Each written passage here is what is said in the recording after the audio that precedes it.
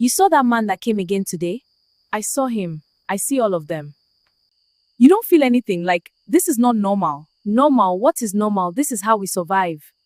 No, this is how she survives. Not me. You talk like you're better than her. I just know I will never be like her. Don't be too sure. Life has a way of humbling people. There is something about childhood. It doesn't ask for permission before shaping you. It does not care whether you understand what you are seeing or whether you are ready for it. It simply happens. And before you realize it, it becomes a part of you. In a small compound somewhere in Lagos, two girls grew up under the same roof. Same walls, same struggles, same mother. But somehow, they would grow into two completely different women. Their mother was a woman of survival. Not the quiet kind, not the patient kind. No. She lived loudly, she lived recklessly, she lived urgently. Men came and went like passing traffic. Different faces, different voices, same purpose, money. Sometimes it was enough to feed them. Sometimes it was enough to pay rent. Sometimes it was not enough for anything at all. But she kept going. Because in her mind, one day, one of those men would change her life. One day, luck would find her. One day, she would meet the one who would take her out of suffering. But life does not always reward desperation. And so the cycle continued. Night after night, man after man, hope after disappointment. The children watched. They always do. Ada watched and learned. To her, it was not strange. It was not shameful. It was life. She saw her mother survive, and in her young mind, survival meant doing whatever it takes. There was no conversation about right or wrong, no guidance, no correction, just observation. And observation is a powerful teacher. Bimpe watched also and felt something else. Not understanding, not acceptance, but shame. Deep, uncomfortable shame. She noticed the way neighbors talked, the way people looked at their houses, the way silence would fall when her mother passed. She felt it every single time, and slowly something began to grow inside her. Not acceptance, but rejection. She rejected everything her mother represented, everything her lifestyle stood for.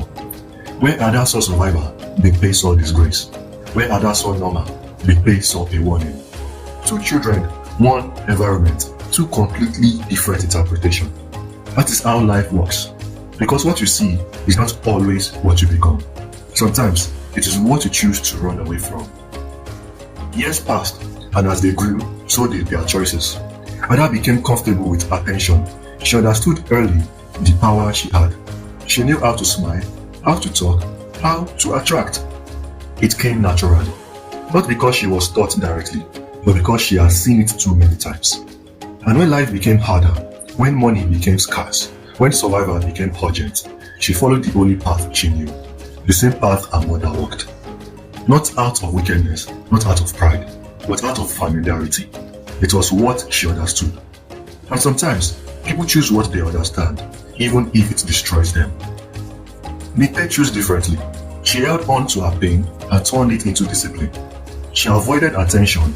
She avoided anything that reminded her of her mother's life. She focused on school, on small jobs, on anything that gave her a sense of control. It was not easy. Nothing about life was easy, but she had made a decision. A quiet one, a firm one. I will not end up like my mother. And sometimes, that decision alone is enough to change everything. But life is not always fair to those who try. Ada found quick money. Not stable, not safe, but quick. And quick money has a way of feeling like progress, even when it is not. Nice clothes, better food, temporary comfort. From the outside, it looked like she was doing better. Bimpe struggled. Long hours, small pay, slow progress.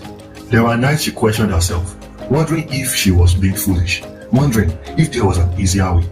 Because when you are doing the right thing, and life is still hard, doubt becomes your closest companion. But she stayed. She endured, she kept going, because deep down, she understood something and I did not. Not everything that looks like progress is growth, and not everything that is slow is failure. Time passed, and life began to reveal the truth behind their choices. Ada's world became unstable. The same lifestyle that once felt empowering began to take more than it gave.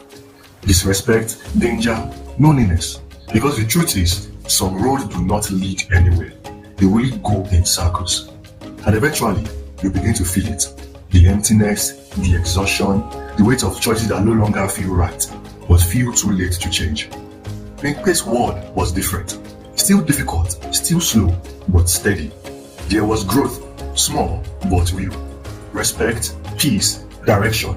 The kind of life that does not impress quickly, but lasts longer. And that is the difference. Because life does not always punish immediately, and it does not always reward quickly, but it always balances eventually. Two daughters, same mother, same beginning, but different decisions. And in the end, that is what separates people. Not where they come from, not what they went through, but what they choose despite it all. Because there's always a reason behind the life people live. Pain, exposure, environment. But at some point, it becomes a choice. To continue or to change.